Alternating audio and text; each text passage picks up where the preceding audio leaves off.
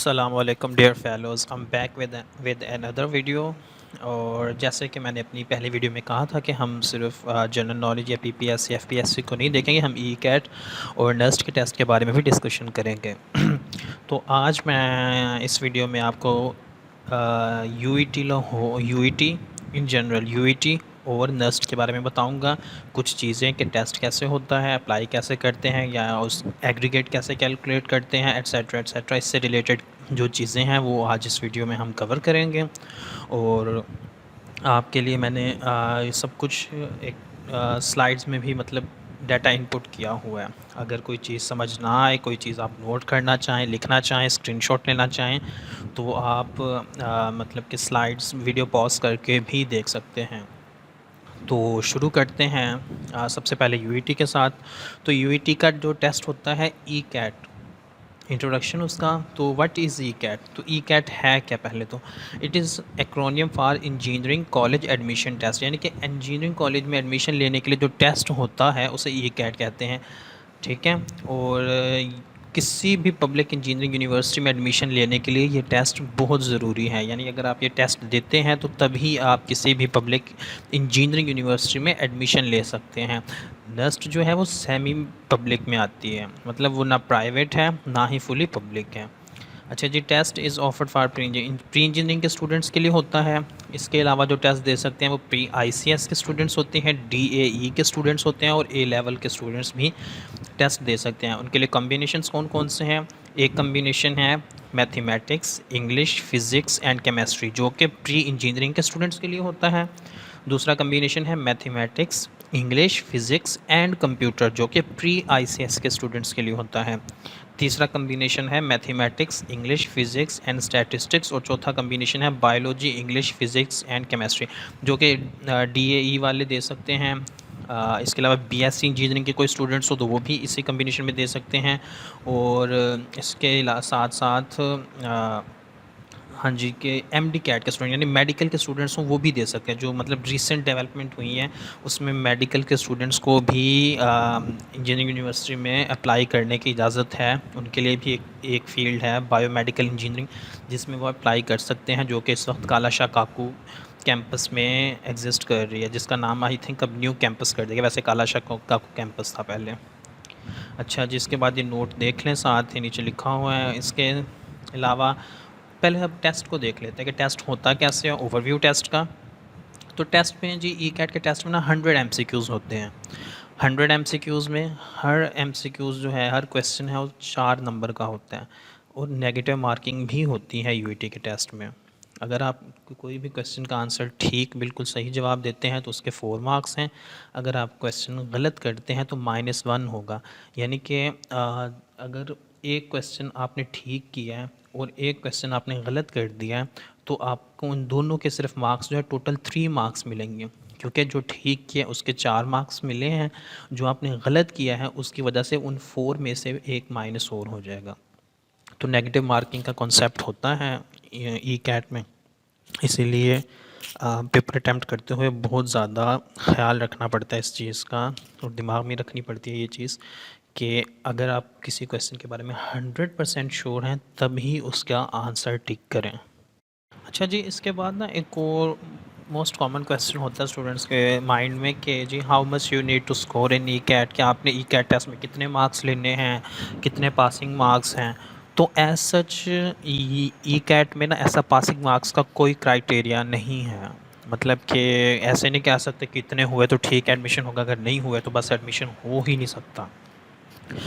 इसके कैसे है कि मैंने यहाँ पे सामने आप स्लाइड में देख सकते हैं कि मैंने वैसे 1-2 कम्बिनेशन बताए हुए हैं कि अगर मेरे 900 मार्क्स आ रहे हैं तो मुझे कितने चाहिए होंगे। मतलब ये सारे जो हैं ना ये चेंज होते रहते हैं।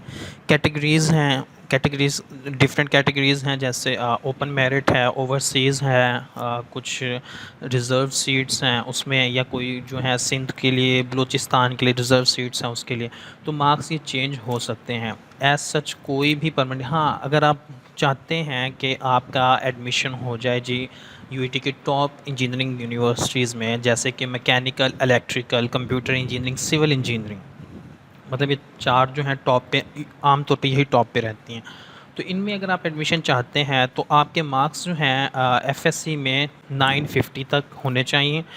अगर 950 तक एफएससी में होंगे तो आपके मार्क्स अगर ई कैट में 260, 270, 280 आते हैं तो आपका काम आराम से बन सकता है, मतलब बनने की उम्मीद है। बहुत ब्राइट चांसेस हैं कि आपका अपनी मनपसंद फील्ड में एडमिशन हो सकता है। लेकिन अगर आपको लगता है कि आपके एफएससी में मार्क्स 900 आ रहे हैं तो आपको ई कैट में उस हिसाब से ऊपर जाना पड़ेगा। तो आपके ई कैट में 300, 310, 320 तक होने चाहिए। लेकिन अगर आपको लगता है आपके एफएस में 1000 तक मार्क्स आ रहे हैं तो ई कैट में उसके हिसाब से आपके 200, 210, 220, 230 भी काफ़ी होंगे। तो ये मतलब एक अगर ऊपर जाएगा ना तो दूसरा नीचे, इस तरह का है। यानी कि कह सकते हैं इन्वर्सली प्रोपोर्शनल है। अगर आपके एफएससी के मार्क्स बहुत ज़्यादा हैं तो ई कैट में कम से भी काम चल सकता है, और अगर आपके ई कैट में मार्क्स बहुत कम हैं तो आपको एफएससी में बहुत ज़्यादा मार्क्स लेने पड़ेंगे। ठीक है, तो हाँ, इसके साथ ही हम आगे डिस्कस कर लेते हैं कुछ प्रोग्राम्स और कैटेगरीज़ के बारे में। अच्छा जी, तो मे बी ये डाटा जो मेरे पास है इस वक्त ओल्ड हो या मतलब एनुअल बेसिस पे चेंज होता हो। तो वैसे करंटली जो थे यूईटी के डिफरेंट 26 प्रोग्राम्स हैं सारे कैंपसेस के मिला के। मेन कैंपस में जो थे 19 डिफरेंट प्रोग्राम्स हैं, 19 डिफरेंट फील्ड्स हैं, जिसमें ज़्यादातर स्टूडेंट्स जो अप्लाई करते हैं पंजाब डोमिसाइल के वो ओपन मेरिट पे करते हैं अप्लाई, कैटेगरी ए जिससे मतलब कहते हैं उसमें आते हैं। कुछ कैटेगरीज़ के सिंबल्स और साथ उनकी दिखाए गए हैं, सॉरी कैटेगरीज़ के सिंबल्स ही सिर्फ मतलब दिखाए गए हैं। सीट्स इसलिए मैंने नहीं यहाँ पे शो की क्योंकि सीट्स जो हैं चेंज हो सकती हैं, टाइम टू टाइम चेंज होती हैं। तो वो कोई मतलब फ़िक्स नहीं है, परमानेंट नहीं है कि इतनी ही सीट्स हर साल रहेंगी।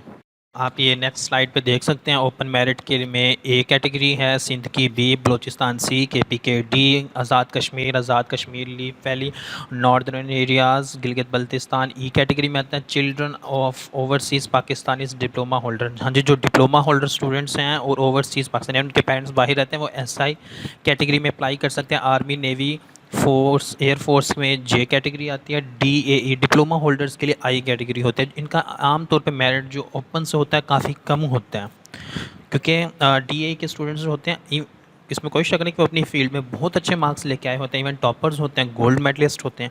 लेकिन उनके ई कैट में एज़ कम्पेरेटिवली मार्क्स बहुत कम होते हैं। तो इस ई कैट की वजह से उनका मेरिट आम तौर पे बहुत कम ही रहता है। यानी अगर कोई डीएई का स्टूडेंट ई कैट में बहुत अच्छे मार्क्स ले लेता है तो वो बाकी सारे बच्चों की सीट समझें कि मेरिट बहुत हाई सेट कर देगा, बाकी सबके लिए मुश्किलात खड़ी कर सकता है। अच्छा जी, फॉरेन कंट्रीज़ के लिए जो हैं Afghan nationals, Indian health Kashmir में जो है कल्चरल एक्सचेंज प्रोग्राम में एच कैटेगरी आती है। फाटा के लिए के है। Backward areas of Punjab L category आता है। बैकवर्ड एरियाज़ में कुछ सिटीज़ हैं जैसे कि जिसमें रहीम ख़ान भी आ जाता है। अच्छा जी, children of employees of university M category में आ जाते हैं। DG Khan Rajanpur Q category में भी आ सकते हैं। ये सब लाजमी नहीं कि इसी में ही अप्लाई करें, ये ओपन पे पर भी अप्लाई कर सकते हैं। लेकिन इसका फ़ायदा ये होता है कि अगर वो इस कैटेगरीज़ में अप्लाई करते हैं तो उनका मेरिट ना थोड़ा कम होता है, हो सकता है। जैसे फॉर एग्जांपल मैकेनिकल में कह सकते हैं कि लिया भक्कर वालों की आर कैटेगरी की एक सीट मौजूद है। अब इसमें बच्चा एक जाना चाहता है, उस बच्चे के समझ लें कि एग्रीगेट बन रहा है 76% तक, लेकिन उसका जो ओपन पे मेरिट बन रहा है वो 80% पे है। लेकिन वो जो 6% वाला है ना, वो अपने ज़िले से, अपनी डिस्ट्रिक्ट से वो एक इकलौता ही स्टूडेंट है, यानी वो वाहिद स्टूडेंट है जिसका इतना एग्रीगेट है। तो फिर उसी को आर मतलब कि कैटेगरी में वहाँ पे एडमिशन मिल जाएगा, यानी वो 80 वालों के साथ ही बैठा होगा आर कैटेगरी के तहत। अच्छा जी, चिल्ड्रन ऑफ ओवरसीज़ पाकिस्तान के लिए एस कैटेगरी होती है। और एचईसी सेल्फ फाइनेंस स्कीम ये रिसेंटली मेरे ख्याल में इंट्रोड्यूस करवाई गई थी। इसमें आलमोस्ट 50 सीट्स होती हैं वैसे, जिसकी फ़ीस बहुत ज़्यादा होती है। फाटा और बलूचिस्तान एचईसी स्कॉलर के लिए यू आ जाता है। चिल्ड्रन ऑफ इंजीनियर्स आर्किटेक्ट या प्लानर्स, यानी जिनके पेरेंट्स पहले से ही इंजीनियर्स हैं या आर्किटेक्चर हैं या प्लानर्स हैं, तो वो एन कैटेगरी में भी अप्लाई कर सकते हैं। इसके साथ ही आगे एक और चार्ट शो किया गया है, एक टेबल शो की गई है जिसमें डिफरेंट प्रोग्राम्स के बारे में लिखा गया कि जो ऑफ़र कर रही हैं यूनिवर्सिटीज़, और साथ ये भी कि किस कैंपस में कौन सी फील्ड है। ये सिर्फ़ और सिर्फ लाहौर, के नारोवाल, रचना और फैसलाबाद से रिलेटेड हैं, मतलब टेक्सला की फ़ील्ड्स को इसमें इंक्लूड नहीं किया हुआ। इसके बाद आ जाती है बात एग्रीगेट कैलकुलेटर पे कि एग्रीगेट कैसे कैलकुलेट होता है। तो परसेंटेज एग्रीगेट जो कैलकुलेट होता है जी, 70% आपके एफएससी के मार्क्स हों या डीएई के या ए लेवल के, इसी तरह मेडिकल वेडिकल जिसमें भी है मतलब उस रिस्पेक्टिव फील्ड के, और 30% आपका जो है कंसीडर होता है ई कैट। ठीक है, अगर कोई स्टूडेंट हाफिज़ कुरान है तो उसे इस बेस पे टेस्ट अलग से लेते हैं और उसमें तकरीबन 0 से 20 यानी कि मार्क्स एक्स्ट्रा मिलने के चांस होते हैं। अगर आप हाफिज़ कुरान मतलब कि जो बच्चे होते हैं और वो टेस्ट उनका बिल्कुल ठीक हो तो उन्हें 20 एक्स्ट्रा मार्क्स मिल सकते हैं, यानी कि ये आपका मेरिट और इम्प्रूव कर सकता है अगर आप हाफिज़ कुरान हो तो। और इसी तरह स्पोर्ट्समैन में आ जाता है स्पोर्ट्स कोटा की कोई सीट रिज़र्व तो नहीं है, लेकिन मार्क्स हैं 10 मार्क्स तक मैक्सिमम मिल सकते हैं। अच्छा जी, मेरिट लिस्ट जो है वो मेरिट लिस्ट जैसे मैंने अभी बताया था कि जैसे मार्क्स चेंज होते हैं इसी तरह मेरिट लिस्ट भी चेंज हो सकती है। कुछ स्टैट्स आपके सामने शो किए हुए हैं, आप इन्हें देख सकते हैं। यानी कि कोई मेरिट फ़िक्स नहीं है। यूईटी का मेरिट ऐसा भी हो रहा है कि 88 90 तक भी गया है, और ऐसा भी रहा है कि 78 76 75 74 में भी गया हुआ है। यानी कि मेरिट ऊपर नीचे हो सकता है, फ्लक्चुएट होता रहता है। अच्छा जी, इसके अलावा डॉक्यूमेंट्स जो रिक्वायर्ड होते हैं रजिस्ट्रेशन के लिए, अब ई कैट के रजिस्ट्रेशन से पहले आपके ये डॉक्यूमेंट्स आपके पास मौजूद होने चाहिए। अगर नहीं है तो टाइम से ही बनवा लें ताकि बाद में आपको इशू ना हो एडमिशन के लिए अप्लाई करते वक्त। तो ई कैट के लिए कौन कौन से डॉक्यूमेंट्स चाहिए होते हैं जी, उसमें CNIC आ जाता है। अच्छा जी, अगर किसी बच्चे के पास CNIC नहीं है, उसकी एज मतलब कि 18 से भी कम है, तो वो बे फॉर्म भी यूज़ कर सकते हैं उस केस में। उसके अलावा आपका डोमिसाइल बना हुआ होना चाहिए, और बहुत इंपॉर्टेंट है डोमिसाइल लाजमी होना चाहिए। इसके अलावा मैट्रिक का रिज़ल्ट कार्ड और FSC पार्ट 1 का रिज़ल्ट कार्ड, क्योंकि जब आप ई कैट देते हैं तब तक आपका पार्ट 2 का रिज़ल्ट नहीं आया हुआ होता, तो पार्ट 1 के रिज़ल्ट कार्ड से काम चल जाता है। अच्छा जी, after E CAT test for admission procedure, मतलब ई कैट के टेस्ट होने के बाद जो एडमिशन प्रोसीजर है उसके लिए जो डॉक्यूमेंट्स रिक्वायर्ड हैं वो यहाँ पे लिख दी गई हैं। जो मोस्ट कॉमन है ना, ये चीज़ याद रखिएगा कि हर डॉक्यूमेंट की ना आप लोग को 5-5 10-10 एक्स्ट्रा कॉपीज़ करवा के घर पे भी रख लें, क्योंकि डॉक्यूमेंट्स आपकी यूनिवर्सिटी में ओरिजिनल डॉक्यूमेंट्स जमा हो जाती हैं जो कि आपको तकरीबन 2 साल के बाद मिलती हैं। तो इस वजह से कोई इशू ना हो आपको, तो आप हम पहले से ही मतलब ये अपने जो डॉक्यूमेंट्स हैं ना इनका बैकअप एक तैयार रखें कि अगर आपको कहीं ज़रूरत पड़ती है तो आपके पास ये सारी चीज़ें होनी चाहिए। इसके अलावा जो एडमिशन प्रोसीजर है इस पर एक अलग से वीडियो भी बनी हुई है चैनल के ऊपर, वो आप देख सकते हैं। शुरू वाले दिनों में वो बनी थी, मतलब बहुत ओल्ड है, नीचे नीचे मिलेगी आपको, अगर वो आप चाहें तो वो देख सकते हैं। आपको उसमें स्टेप बाय स्टेप पता चल जाएगा कि क्या कैसे करना है, और उसमें सारी डिटेल्स मेंशन है। तो ये था सारा ई कैट और यूईटी के बारे में। अब हम आ जाते हैं नस्ट की तरफ। तो जो नस्ट है ना जी, इसका क्या है इंट्रोडक्शन कि व्हाट इज़ एनईटी। एनईटी क्या है? NET stands for NUST entry test. मतलब कि तो बेहतर यही है ना कि नस्ट एंट्री टेस्ट कहने के बजाय हम सिंपली एनईटी कह दें। अच्छा जी, अब इसकी ज़रूरत क्यों है? आपका जो एडमिशन होता है ना नस्ट यूनिवर्सिटी में, एनईटी के मार्क्स की 75% मार्क्स कंसीडर करते हैं, और 75% बहुत ज़्यादा मतलब मार्क्स, यानी कि बहुत ज़्यादा इसका इम्पैक्ट होता है टेस्ट का। तो आपको ये टेस्ट की प्रिपरेशन बहुत अच्छी होनी चाहिए, क्योंकि इसी टेस्ट की वजह से आपका एडमिशन इन और आउट हो सकता है। आप एडमिशन इसी टेस्ट की बेस पे लेते हैं। तो लेकिन इंशाल्लाह हम जब क्लासेस स्टार्ट करेंगे तो आपकी तैयारी भी अच्छे से करें हो जाएगी। उम्मीद है कि आपको मज़ा आएगा पढ़ने में, सीखने में, और आप लेक्चर्स को बहुत ज़्यादा इंजॉय करेंगे। अच्छा, जिसके अलावा what is NET 1 NET 2 NET 3। NET 1 2 3 क्या जी? अच्छा जी, जो नस्ट है ना, अब यूईटी और नस्ट में फ़र्क है। यूईटी साल में सिर्फ एक दफ़ा ई कैट लेती है, यानी वहाँ पे स्टूडेंट्स को सिर्फ एक ही अपॉर्चुनिटी मिलती है। आप अगर उस एक दफ़ा में कामयाब नहीं होते तो आपको फिर अगले साल तक का इंतज़ार करना पड़ेगा, जबकि नस्ट में ऐसा केस नहीं है। नस्ट में आपको एक साल में 3 अपॉर्चुनिटीज़ मिलती हैं। अगर आपकी तैयारी अच्छी है तो आप पहला NET 1 दे सकते हैं, जो जिसकी रजिस्ट्रेशन आमतौर पे अक्टूबर नवंबर के दरमियान में ओपन होती है और टेस्ट दिसंबर तक हो जाता है। और अगर आपको लगता है कि अभी तैयारी में थोड़ी कसर रहती है, थोड़ी कमी है, तो आप NET 2 दे सकते हैं, जिसके एडमिशन मार्च में ओपन होते हैं और टेस्ट अप्रैल तक कंडक्ट हो जाता है। अगर इसमें भी आपको इशू हो तो NET 3 जो कि लास्ट NET आता है, जिसकी रजिस्ट्रेशन जून में शुरू होती है और टेस्ट आम तौर पे जुलाई में हो जाता है। मतलब आगे पीछे हो सकता है किसी वजह से, लेकिन यूजुअल जो है डेट्स इसी में आ जाता है, इसी मंथ्स में, इन्हीं चीज़ों में कवर हो जाता है। अच्छा जी, इज़ NET डिफ़िकल्ट? अगर मुझसे पर्सनल मैं अपनी ओपिनियन दूँ इस मामले पे, तो नहीं, NET जो है ना डिफ़िकल्ट नहीं है। आई थिंक ECAT वो वाहिद टेस्ट है पाकिस्तान का इंजीनियरिंग यूनिवर्सिटीज़ का जो सबसे मुश्किल टेस्ट होता है। NET as compare to ECAT नहीं, इतना टफ़ नहीं है, इतना मुश्किल नहीं है, ना ही वो आपको मतलब कि उसमें कोई इतनी ज़्यादा परेशानी होती है। 3 घंटे का टेस्ट होता है और सबसे बड़ी बात इसमें नेगेटिव मार्किंग भी बिल्कुल नहीं होती। तो इसमें क्या है, सिंपली आपको एफ़र्ट के लिए कुछ नहीं मिलना, या तो आप करेक्ट कर आंसर लिखेंगे या इनकरेक्ट, यानी या तो आपका जवाब होगा ठीक, आपको 1 नंबर मिल जाएगा, या तो आपका जवाब होगा गलत, आपको 0 नंबर मिल जाएंगे, 0 मार्क्स मिल जाएंगे। तो ये डिपेंड करता है। आमतौर पे ऑप्शंस ऐसे दिए जाते हैं कि उनमें से ना 2 तो क्लियर कट होता है कि नहीं ये हो ही नहीं सकता आंसर, बाकी जो 2 होते हैं उसमें कन्फ्यूजन होती है। तो अगर आपके कॉन्सेप्ट ठीक हैं, आपकी नॉलेज अच्छी है, आपकी बुकिश लाइन या रट्टा कह सकते हैं, जैसे या बुकिश लाइन पे एक दफ़ा की नज़र मतलब दौड़ाई हुई हो, तो उससे भी चीज़ें माइंड में बैठ जाती हैं। अगर ये आप दोनों चीज़ें आपके पास कवर्ड हैं तो आपके लिए NET बिल्कुल भी मुश्किल नहीं है। जबकि ECAT में कॉन्सेप्चुअल बेस्ड MCQs आते हैं, आउट ऑफ सिलेबस भी बाज़ दफ़ा लग रहा होता है, बंदा कहता है कि यार ये तो मैंने कभी पढ़ा ही नहीं है, देखा ही नहीं है, पता नहीं ये कहाँ से उठा के दे दिया, सिलेबस से बाहर है। तो ऐसा होता नहीं है, लेकिन वो कॉन्सेप्चुअल बेस ज़्यादा होता है, तो इसलिए हमें ऐसा फ़ील हो रहा होता है। अच्छा जी, ओवरव्यू ऑफ टेस्ट देख लेते हैं। तो टेस्ट के जो मार्क्स डिस्ट्रीब्यूशन है वो कैसे है जी, तो 200 MCQs होते हैं और 180 मिनट्स आपको टाइम मिलता है। ये कंप्यूटर बेस्ड टेस्ट होता है। तो इसमें 80 MCQs जो होते हैं वो बायोलॉजी या मैथमेटिक्स के होते हैं, 60 होते हैं फिज़िक्स पोर्शन में, 30 होते हैं केमिस्ट्री या कंप्यूटर साइंस में, 20 इंग्लिश और 10 IQ। अब आम तौर पे मैथ, फिज़िक्स, केमिस्ट्री, इंग्लिश ये तो चीज़ें कवर की होती हैं, स्टूडेंट्स ने मतलब पढ़ी हुई होती हैं ड्यूरिंग FSC। तो जो फ़र्क असल में फ़र्क आता है ना इसमें, इंग्लिश और IQ पोर्शन में ज़्यादातर आता है। यानी कि ये 2 ऐसे पोर्शन हैं जिसमें स्टूडेंट्स आगे भी जा सकते हैं और पीछे भी रह सकते हैं।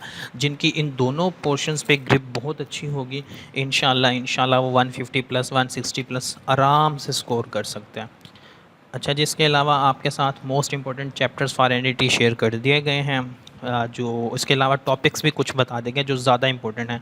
मैथमेटिक्स में पार्ट 1 के जो चैप्टर 3, 4, 6, 7, 8, 12 हैं ये इंपॉर्टेंट है, और पार्ट 2 से 1, 2, 3, 4 ये ज़्यादातर इंपॉर्टेंट हैं। टॉपिक्स जो हैं क्वाड्रेटिक इक्वेशन है, sequence and series, probability, permutation and combination है, बायनोमियल थ्योरम है, सॉल्यूशन ऑफ ट्राइंगल्स है, limits and functions with log properties ये बहुत इंपॉर्टेंट है। Limit and functions with log properties बहुत ज़्यादा आते हैं और आम तौर पे इसमें कन्फ्यूजन बहुत ज़्यादा होती है, तो इसकी तैयारी अच्छे से करनी पड़ेगी। ट्रिग्नोमेट्री, कॉनिक सेक्शन और एनालिटिकल ज्योमेट्री। अच्छा, एक और चीज़ भी है, ये सिलेबस गिवन तो है लेकिन हो सकता है कि चीज़ें इससे बाहर आ सकें, यानी कि एक 100% श्योरिटी नहीं होगी कि इसी टॉपिक्स में से, इसी चैप्टर्स में से क्वेश्चन आएंगे, मतलब आगे पीछे होने के चांस होता है। लेकिन मोस्टली ये होगा कि सारा का सारा पेपर आपका यही, यानी कि 95%, 96% चीज़ें इन्हीं में से कवर होंगी। केमिस्ट्री में आ जाते हैं पार्ट 1 में चैप्टर 1, 3, 4, 5, 6, 8, 11 इंपॉर्टेंट हैं। पार्ट 2 में चैप्टर 1, 3, 4 और 7 से 14 यानी कि पूरी की पूरी ऑर्गेनिक केमिस्ट्री जो है वो इम्पोर्टेंट है, बहुत ज़्यादा इंपॉर्टेंट है। टॉपिक्स जो आ जाते हैं, limiting reactant, gases, solids, liquids, atomic structures, chemical bondings, chemical equilibrium, reaction kinetics, periodic trends, group 3, 4, 5, 6, 7, 8 elements and all organic chemistries। अच्छा जी, और एक चीज़ ये भी माइंड में रखनी है कि जो एक्सरसाइज के MCQs और फिल इन द ब्लैंक्स हैं ना, या ट्रू फॉल्स हैं, उन पे भी आपकी ग्रिप बहुत स्ट्रॉन्ग होनी चाहिए। इवन ECAT में भी जो केमिस्ट्री पोर्शन में क्वेश्चंस आते हैं वो ज़्यादातर एक्सरसाइज से ही देते हैं वो, तो इस पे आपकी बहुत स्ट्रॉन्ग ग्रिप होनी चाहिए ताकि केमिस्ट्री पोर्शन को आप अच्छे से अटैम्प्ट कर सकें। इसके बाद आ जाते हैं जी फ़िज़िक्स पे। तो फ़िज़िक्स में पार्ट 1 के चैप्टर 2, 3, 4, 5, 7, 9, 10 बहुत इंपॉर्टेंट होते हैं, और पार्ट 2 तो कंप्लीट बुक इंपॉर्टेंट है NET के केस में। टॉपिक्स कौन कौन से हैं, vectors and scalars, projectile motion, force and motion, work, power, circular motion, simple harmonic motion, physical optics, optical instruments, electrostatic, electricity, electromagnetism. अच्छा जी, बाकी जो टॉपिक्स हैं वो नेक्स्ट स्लाइड में हैं। तो electromagnetic induction, alternating current, transistors, gates, modern physics and nuclear physics. और इसके अलावा जो साइड बॉक्सेस होते हैं वो भी इंपॉर्टेंट होते हैं, मतलब उन्हें भी आपने लाजमी याद करना है। और साथ कांस्टेंट्स की जो वैल्यूज़ होती हैं, इंशाल्लाह मैं कोशिश करूँगा कि आपको कांस्टेंट्स की सारी वैल्यूज़ एक ही मतलब पिक में शेयर कर दो, एक ही पिक बना के उसमें सबको एक ही जगह कंबाइन करके वो शेयर कर दो, ताकि आगे पीछे से ढूंढने में मसला ना हो। इस जैसे कि मैंने ऑलमोस्ट फिज़िक्स पार्ट 1 और पार्ट 2 की कंप्लीट यूनिट्स की डायमेंशंस निकाल के रखी हुई हैं, वो भी मैं आपके साथ शेयर करूंगा। जब हम ई कैट की क्लासेस शुरू करेंगे तो वो ई कैट्स में हैं, तो आपसे वहाँ से देख सकते हैं, एन के लिए भी बोरो कर सकते हैं वो। तो वहाँ पे कंप्लीट यूनिट, सारे यूनिट जो बुक में यूज़ हुए हैं वो यूनिट मौजूद हैं, साथ टर्म मौजूद है जिसके लिए वो यूज़ हुए हैं, और उनकी डायमेंशंस भी निकाल के दी हुई हैं। आपको सिर्फ वो देखनी और समझनी और याद करनी पड़ेगी, यानी आपको मेहनत उस पर ज़्यादा नहीं करनी पड़ेगी। अच्छा जी, तो जो इंग्लिश जो है ना पोर्शन इसका इसमें स्टूडेंट मतलब काफ़ी ज़्यादा परेशान हो जाते हैं, क्योंकि सिनोनिम्स एंटोनिम्स जो हैं बाज़ दफ़ा काफ़ी मुश्किल आते हैं। जैसे कि मैंने पहले भी कहा था कि इसमें फ़र्क आता है। इसमें ऐसे बाज़ दफ़ा आ जाते हैं कि जो आपने शायद पहली दफ़ा देखे हों और दोबारा कभी भी ना देखें, यानी टेस्ट के बाद दोबारा कभी शायद नज़र भी ना आए। इसी तरह क्रिटिकल रीडिंग जो पैसेज है, या इससे भी 2-3 एनालॉजीज़ भी अपेयर हो सकती हैं। तो यही मैंने कहा था, आईक्यू और इंग्लिश ये दोनों हैं जो मतलब अप एंड डाउन कर सकते हैं आपके रिज़ल्ट को, आपके चांसेस को ख़त्म भी कर सकते हैं और आपके चांसेस को ब्राइट भी कर सकते हैं। तो ये दोनों बहुत इंपॉर्टेंट चीज़ें हैं, इन दोनों को माइंड में अच्छे से रखना है। रजिस्ट्रेशन प्रोसेस जो है इसकी मैं डेप्थ में नहीं जाऊंगा, आपके साथ वैसे स्लाइड पे शेयर कर दिया गया है। मैं तकरीबन 5 to 10 सेकंड्स के लिए ये छोड़ दूंगा यहाँ पे, ताकि आप लोग ये देख सकें रजिस्ट्रेशन प्रोसेस जो है। तो आप ये ख़ुद ही मतलब इसे क्लिक कर लें, सेव कर लें, या जैसे आपको मतलब बेहतर लगे उस तरीके से आप इसे सेव कर सकते हैं। रजिस्ट्रेशन प्रोसेस,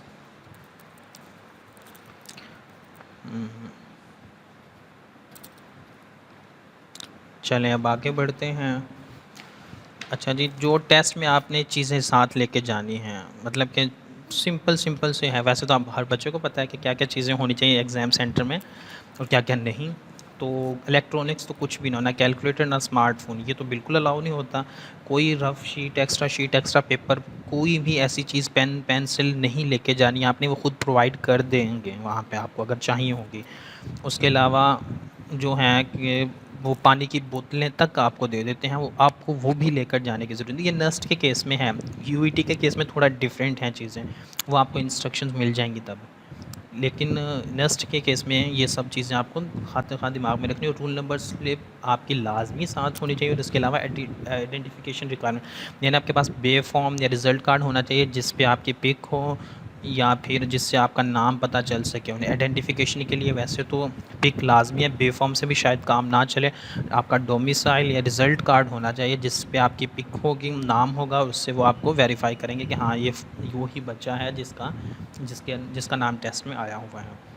एडमिशन्स के लिए जो डिफरेंट फील्ड्स हैं, तो यहाँ पे एनईटी में एक फ़िक्स क्राइटेरिया, जैसे कि मैंने कहा था कि यूईटी ई कैट में नहीं है, यूईटी में फ़िक्स क्राइटेरिया नहीं है कि आप इतने लें, उसमें ऊपर नीचे होता है। लेकिन एनईटी में ऐसा नहीं, क्योंकि टेस्ट की वेटेज ही बहुत ज़्यादा होती है, इंपॉर्टेंट होती है।